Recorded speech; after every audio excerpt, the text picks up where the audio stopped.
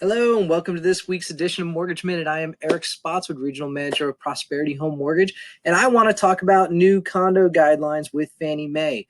Fannie Mae being the largest investor out there for loans in the conforming space, it's really important because when they make a change, it largely impacts the industry. So what are some things that Fannie Mae did? Well, one of the things actually happened earlier this year. Coming into this year, they took a much more stringent stance on what they would consider a condotel. Condotel is kind of a cute blend of words between condo and hotel. It basically means it's rented a lot. Fannie Mae doesn't have a huge appetite to deal with those types of products. They used to only look for about 3 different triggers for what they would consider a condotel. This year, it moved up to 14 different triggers, including a lender being responsible to do things even like going online to see if they allow Airbnbs or how many rentals are in a unit. And if you see things like that we never would have seen before, all of a sudden it falls into that category, and Fannie Mae says, no, thank you, I'm not going to invest in that loan, which really limits the investor options for us.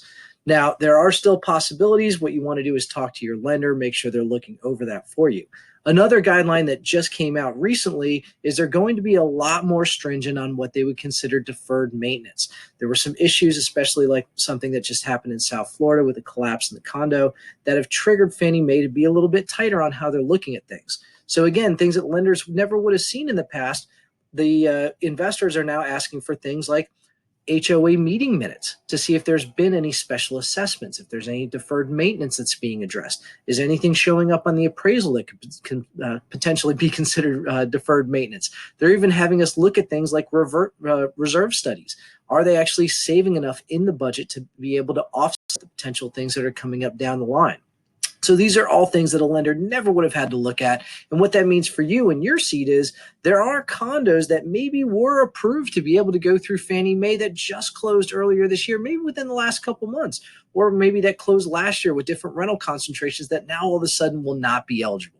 Is this a long-term change for Fannie Mae? The latter, they've said, is a temporary guideline. They didn't put a notice on how long temporary means, so it's hard to say how long that's going to exist for, but it's certainly something to keep an eye on.